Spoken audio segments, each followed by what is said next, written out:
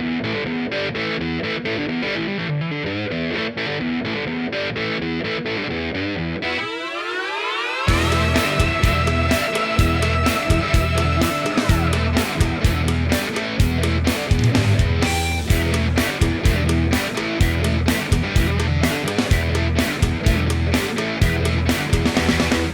everyone, it's Tox from CritTappin.com. Thanks for watching and welcome back. We're in the game room and today I have a special critical play for you. We're going to look at a game called Marvel Legendary, which is a brand new deck building game coming out later this year from Upper Deck Entertainment. Now when I was at Gen Con 2012 this year, I had the opportunity to play this game both with my wife and with the game designer Jason Brenner. He's a great guy. We had a wonderful time talking to him, and over the course of talking, he's decided to give us a copy to play test and give him some opinions on and do a critical review. So stay tuned. We are going to have a critical review up here very soon of the game. But today, I wanted to walk you through both setting up the villain deck, setting up the hero deck, and then walking through a solo game. Now the solo rules are a little bit different than the 2-player through 5-player rules, so we'll explain that as we go through and set things up. But in the meantime, let's take a look at, yeah, this is the best I've got. That's okay. What you're going to be looking at is not the actual final product. It's pretty darn close though. I think there's just a few aesthetic changes they're going to be making, but these cards you'll see don't have rounded corners. They're pretty straight cut, but it's going to give you a good idea of the artwork, the color system, and the border system that they have in the game, and then also about the gameplay itself. So why don't I stop talking and we'll show you how to build the villain deck to start out. Okay, in Marvel Legendary, you're going to take on the role of leading some of Marvel's greatest heroes, and you're going to fight one of these 4 masterminds. Now the masterminds have evil plans to unleash on the world, and it's up to you as heroes to stop them. They're going to do that through advancing their schemes, and we'll explain that in a second. But to start off by making the villain deck, you choose between one of the 4 available heroes. You have the Red Skull, Magneto, Doctor Doom, and Loki. There's some abilities on each of these guys, and I'll walk through them real quick. They have always leads, which means there is a certain type of villain group or henchman group that they will always have in their villain deck. Then they have an ability called Master Strike, and each one is different, and it's going to come up through the course of the game as you draw cards from the villain deck. And then they have an attack value, which is the amount that you would have to play of cards from your hand worth of attack to be able to fight that mastermind and defeat them. Now you don't just fight them once. No. In fact, each mastermind has 4 different mastermind tactics. And each tactic is going to be randomly shuffled up and is going to be placed underneath the villain or the mastermind, and when you fight him, you'll randomly take one. When the last one is taken, that's when you have won the game. So, we're going to randomly pick one, and we're going to move forward with creating the rest of the villain deck. Okay, once you have your mastermind, and in our case, we have the Red Skull, the next thing you do is assemble the villain deck. Now, the villain deck is made up of a combination of certain types of villains, certain types of henchmen, which we'll show you in a second, and then either scheme twists and master strikes, and different quantities based on the number of players. For a normal 2-player game, you would include 5 master strikes, which look just like this, and then whatever the scheme twist count is. And we'll explain that in a second. For right now, in a solo game, we're only going to add 1 master strike. Now, when this card is drawn from the villain deck, then the mastermind will get to use their master strike ability, which in the case of the Red Skull says each player KOs a hero from their hand. And KO means that they're out of your hand and out of the game. So we'll go ahead and include that. The next thing you do is you look and see if they always lead. Now, in a solo game, you do not have to pay attention to the always lead. You can totally randomize. I personally like to keep with the always lead because it obviously adds to the flavor of the game. They're aligned with the villains that they work with. So in this case, the Red Skull always leads Hydra. Now, each one of these villain groups, there's 7 in the game right now. You have the Enemies of Asgard, you have Hydra, you have the Masters of Evil, you have Skrulls, you have the Brotherhood of Mutants, you have Radiation, and you have Spider Foes. And there's 8 cards in each of them. So we're going to go ahead and take Hydra, and then we will randomly pick 2 others, and we'll come back, and we'll add more to the deck. Now that we have our Mastermind, we have our Master Strike, only one copy because we're playing a solo game. If it was a multiplayer game, again, you would have 5 copies. We have Hydra, who he always leads, and then randomly we've selected the Spider Foes and the Brotherhood of Mutants as well. Now in addition, you have to round out the deck with Henchmen. You would normally choose one stack of these henchmen randomly, and you have the Doombot Legion, the Hand Ninjas, Sentinels, and the Savage Land Mutates. So these guys are all the same, so each card is exactly the same because they're henchmen. There's 10 of each. In a normal multiplayer game, you would put all 10 in the deck. In this case, because it's solo, we're only going to pick 3. So we've already randomly selected, and we're going to go ahead and actually take the Doombot Legion. So we'll take 1, 2, 3 of the Doombots, and they will go into our deck. Now, there's one more thing left. After we clean up all of these guys and keep our 3 Doombot Legion, there's one more thing that you have to do. You have to pick a scheme and then add scheme twists. Now, schemes all look the same. They have the same villains on them, but they all do different things. Some of them are very, very basic. We're going to start the game with this one, which is Unleash the Power of the Cosmic Cube. Now, the scheme is what the plans of the Mastermind are to win the game. So you're playing against the engine. It's a cooperative game in a multiplayer game, or obviously in solo, it's you against the Mastermind. Now, you'll see there's a setup and then twist actions. And this goes the same on all the others. So here you have the Negative Zone Prison Break. You have the setup, twist, and how evil wins. All these different things will come up. You have the Legacy Virus, replacing Earth's leaders with killbots, superhero civil war, and a lot of different things that if you're familiar with the Marvel Universe will immediately jump out. But in this case, we're going to go ahead and start off with Unleashing the Power of the Cosmic Cube. Now this says for setup, we need to add 8 twists. So what are twists? Twists look very much like scheme cards, except they're blank. And all that happens is these get added into the deck, and when one comes out, you do what the scheme says. So in this case, we're going to add 1, 2, 3, 4, 5, 6, 7, 8 to the deck. We're going to pull all of this together, shuffle it up, and that's going to make our villain deck.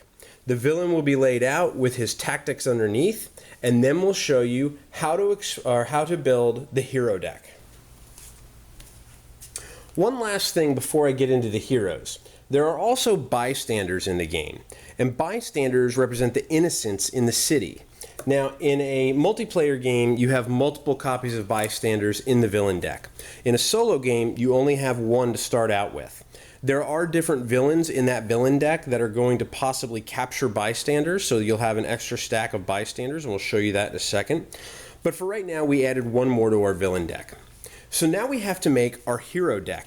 So what's involved? Well, as you can see, there's a lot of heroes from the Marvel Universe. There's 15 total to be exact.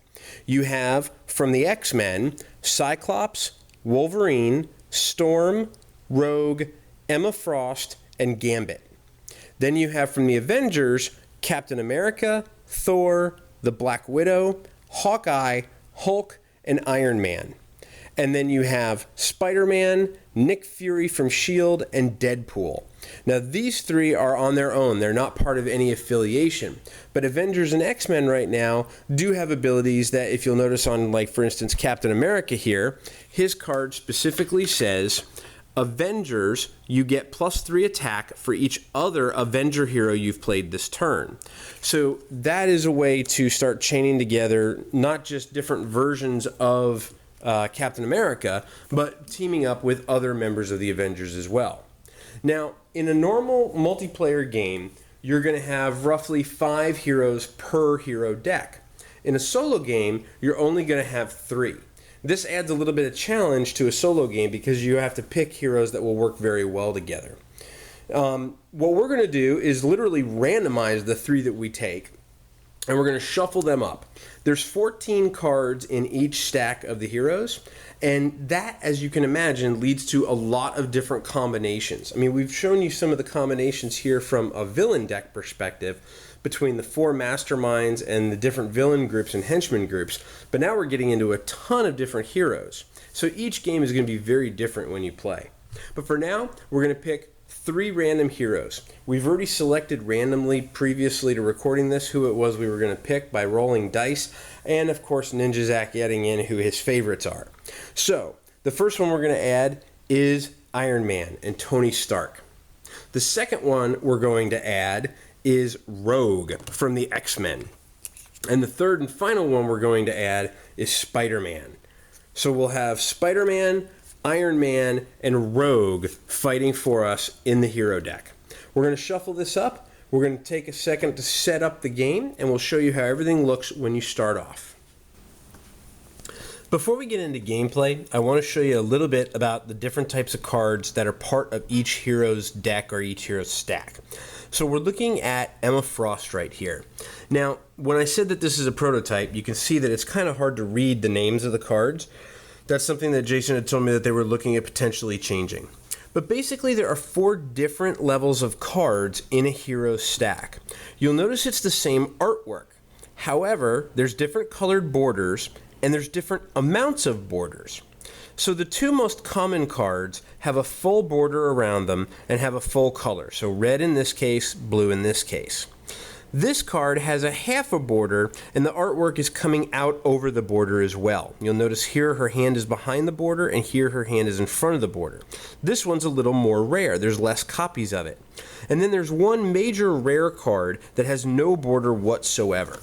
Now, this may appeal to some people, this may not. But that is what they've chosen in terms of showing the different rarities of the cards. Once you play with the heroes several times, it's actually pretty easy to pick up on. The colors do come into play, but in addition to that, there are also symbols. So there are symbols like covert, which is this little looking yin-yang kind of looking thing. There is ranged, there's instinct, there's strength, and then there's another one not shown here called tech, which is a little black square. And those will impact the game. So for instance, right here, you'll see that when you play this card, you would get 2 attack power. And it says that if you have already played a covert hero, not this one, it doesn't count for itself, but if I had played another covert hero before this, I can play the top card of the villain deck. And if I do, I get +2 fight. Now that sounds really good, but we'll explain in a second when we start gameplay what it means to play the top card of the villain deck. Now this card, conversely, provides you 1 recruit point. These are the 2 major resources you're going to be using in the game. The recruit points are used to pay for the cost of the card when they'll be in our HQ. The fight points are used to fight the villains in the villain row and then also the mastermind as well. So let's take a second and go back. We'll show you the setup of a game, which is very crude at the moment because I do apologize. We have a file to print out the game board. However, we're having some issues with that. So we've done a small mock-up to show you how everything looks. But we're going to go ahead and show you the starting deck, and then we'll get right into gameplay. Okay, now that we've got everything set up, I want to show you some of the starting cards. There's basically 2 different types in each person's deck. You're going to have a shield agent, which is part of shield, provides 1 recruit point, and then you'll have shield troopers, which are also part of shield and provide 1 fight point. You have 4 shield troopers and 8 shield agents. Those are going to make up your starting deck for everyone, and that's what's going to allow you to recruit new heroes and fight evil villains. So, this is the setup. I don't have a playmat because, again, I was having some problems printing it. But essentially what you have is your HQ at the bottom, which we will fill to start the game, with 5 copies of heroes, or 5 cards from the top of the hero deck, I should say. So what we start out with is a common Iron Man, a common Spider-Man, an uncommon Spider-Man, an uncommon Rogue, and a common Rogue. And again, you can see that because of the borders. The next thing I do is I'm going to draw 6 cards from my starting deck. Now, my starting deck gets me ready to go to recruit and to fight, but I have nothing to fight. The very first thing on your turn is you flip over the top card of the villain deck, and you place them in the first spot. This is the city. You have the sewers, the bank, the rooftops, the streets, and the bridge. Each successive villain that comes out will push existing villains to the left. If they escape and are pushed off past the bridge, there are a lot of different things that could happen. In basics, you'll end up knocking out one of your heroes that's in your HQ. Whoever's player's turn it is will choose which hero to knock out. And again, knock out means they're removed from the game. But in addition, depending on the scheme that you're playing, there could be a bad result to go have them escape. In addition to that, there are some villains that will have an escape mechanic on them and will do something when they escape as well. So escaping is generally pretty bad. I mean, we are heroes, we want to be able to catch these guys. Now, Blob has 4 fight points, and he also has this little red 2, which is how many victory points he's worth if I defeat him. But you'll notice that Blob says you cannot defeat Blob unless you have an X-Men hero. So right now, even if I drew all 4 of my shield troopers, I'm not going to have enough fight to defeat him. So let's take a look at my hand and see what I got. Well, I've actually got a pretty basic generic starting hand. I've got 3 shield agents and I've got 3 shield troopers. So I'm going to play all of those for 3 fight and 3 recruit points. So with 3 recruit points, I'm going to go ahead and get Iron Man, which is Repulsor Ray's Iron Man. He's 3 cost for recruit, which I have. When I play him next, he'll give me 2+ for fight. Now that means naturally he's going to give me 2, but he'll have an ability that could potentially give me more. And the ability is if I've played a ranged hero previously, I'll get +1 fight. The card itself can't count for that, so I can't play him and use that for my +1. I will need to have played another one before him. So I get those. That goes in my discard pile. I bring out the next hero from the hero deck into HQ, and then I'll flip over the top card of the deck for the villains to start my next turn. This is the Lizard. So the Blob is moved forward, the Lizard comes out, and the Lizard says he has 3 fight, he's worth 2 victory points, and he says if you fight him, and you fight the Lizard in the sewers, each other player gains a wound. So that could mess with my teammates, but in a solo game, it's not that bad. So the problem is all my shock troopers or shield troopers were in the last hand, because this time out I have 5 shield agents and 1 shield trooper. So I have 5 points worth of recruit. I'm going to go ahead and get Copy Powers Rogue, which is one of my favorite cards in the game. It costs 5, and it's going to allow me to play this card as a copy of another hero already played. So we'll put that into our discard pile. We do have 1 fight, but we can't use that for anything. So we'll flip out the next hero into HQ, and we'll get a common Rogue. We'll go ahead and end our turn, but since we don't have any cards in our hand, we have to shuffle our deck now. So we'll shuffle up our deck. We'll deal out 6 new cards, and we'll go ahead and flip over the top of the villain deck to start turn 3. Turn 3 comes, and we get a Master Strike. So the Master Strike triggers the Mastermind's ability called Master Strike. And that says each player KOs a hero from his hand. So Red Skull is going to steal a hero from me. Well, what do I have? I have my Iron Man, Repulsor Ray's Iron Man. I have 3 shield agents and 2 shield troopers. So I'm going to have a total of 4 fight and 3 recruit points. So why don't we go ahead, and we need as much fight as we possibly can right now because we want to build up to 7. And there's really only 1 card we could buy for 3. So why don't we go ahead and get rid of one of our shield agents. We'll knock him out. And then we'll use the remaining stuff to buy a Spider-Man probably because they cost 2. So let's do our fight and see what happens. Well, we don't have any other ranged heroes, so we're just going to go ahead and play this one for Repulsor Ray's Iron Man.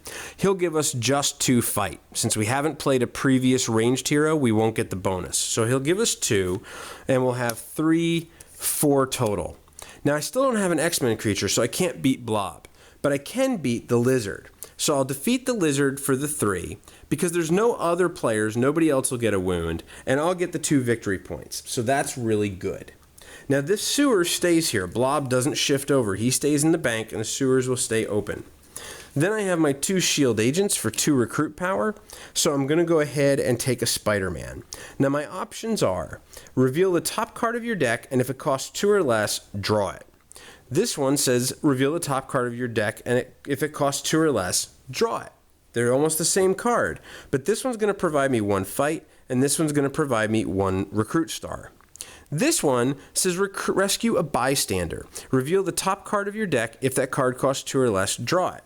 So that one's going to let me gain victory points upon victory points upon victory points. It's nice. I like that in a multiplayer game, but because I'm in a solo game, I'm not too worried about that. So I'm going to go for the one that provides me fight, and I'm going to go ahead and put that into my discard pile. We'll then draw 6 new cards. We'll go ahead and flip over another hero from our HQ, and we'll start our next turn by flipping over the top of the villain deck. We get Green Goblin. Green Goblin is strong. He's 6 fight. He's worth 4 victory points. And he says ambush. This is a different type of keyword we haven't seen. Ambush says Green Goblin captures a bystander from the bystander stack. So we're going to go ahead and take a bystander and actually put that bystander underneath him. Now that's bad. A civilian's been captured. But it's good for us as heroes because if we defeat him, we'll also gain the bystander. And every bystander is worth 5 victory points. So the more bystanders you rescue, the better opportunity you're going to have the most points at the end of the game. So let's take a look at our hand and see what we have. We have 4 shield agents and 2 shield troopers. Pretty basic hand. So we're not going to have enough fight to kill anybody, so we can just might as well discard those. But we are going to have 4 recruit points to be able to recruit from. Now, you can recruit multiple heroes on your turn. So if I wanted to spend 4 to recruit both of these Spider-Men, I could. I do like the idea, though, of getting more fight. So I'm going to go ahead and get the borrowed brawn card for Rogue, which is going to give me 1 plus another 3 if I play a hero that has strength before her. So that'll cost all 4 of my recruit points. And we'll flip out another card. We get a common Iron Man. We'll go ahead and draw 6 cards, but I only have 2 in my hands, or in my my deck right now, so I have to shuffle up my deck. We'll draw 4 more, and then we'll flip over the next card of the villain deck. And it's a Doombot Legion. So, Blob moves forward, Green Goblin moves forward with his bystander, they will stay with them, and then the Doombot Legion comes out. So, the Doombot Legion has a 3 cost to fight, is worth 1 point because he's only a henchman. But he says, look at the top 2 cards of your deck. KO 1 and put the other back. So, risky but fun. Let's take a look at what we have in our hand. So we have a little bit of a color splash in our hand this time out. This time out, we have 2 shield troopers, 2 shield agents, the Great Responsibility Spider-Man, and the Copy Powers Rogue. So, let's start off by playing our Great Responsibility Spider-Man. He is going to give us 1 fight. He's going to let us reveal the top card of our deck, and if it costs 2 or less, we can draw it. The top card of our deck is a Shield Agent, which costs 0, so we can draw it. The next thing I'm going to do is play the Copy Powers Rogue. Now, that's going to give me another 1 fight because I'm copying Spider-Man, and it's going to let me reveal the top card of my deck again. And it too is a shield agent, so I will take that and have that in my hand. So now I have 2 fight, I have 2 more fight from my shield troopers, which gives me a total of 4 fight, and because I've played Rogue, I have an X-Men creature, so I can defeat Blob. So I'll defeat Blob and put him in my victory pile. That leaves me with 4 recruit points, so I will play all 4 recruit points, and I will take the Repulsor Rays Iron Man. That's going to give me 2, plus, if I've played a ranged hero, another 1. So we're building up the fight very, very well. We'll go ahead and flip out another hero from our HQ, and that gives us the Arc Reactor Iron Man. He's a tech hero. He gives us 3+, and the plus bonus is if we've played another tech hero, we get +1 for each other tech hero we've played. So we'll draw 6 new cards. Leaves us with 1 in our deck. We'll flip over the top card of the deck, and we get Endless Armies of Hydra. Fight. Play the top 2 cards of the villain deck. Okay, so over moves Green Goblin, over moves the Doombot Legion, and over moves the Endless Armies of Hydra. Now, I would love to fight them, but if I do, I could potentially bring out 2 more villains and shift Green Goblin all the way over to the bridge with the bystander. That would be bad. So let's take a look at what we have in our hand. We have a very vanilla hand, unfortunately. Well, we have 1 color card. We have, let's see. All right. we're going to have Repulsor Ray's Iron Man, which is going to give us 2 plus a bonus, but we don't have the ability to meet that bonus, so we'll get 2 fight for him, 3 fight for a shield trooper, and a 4th fight for another shield trooper. Now, I could defeat the armies of Hydra, but I'd rather defeat the Doombot Legion right now for 3.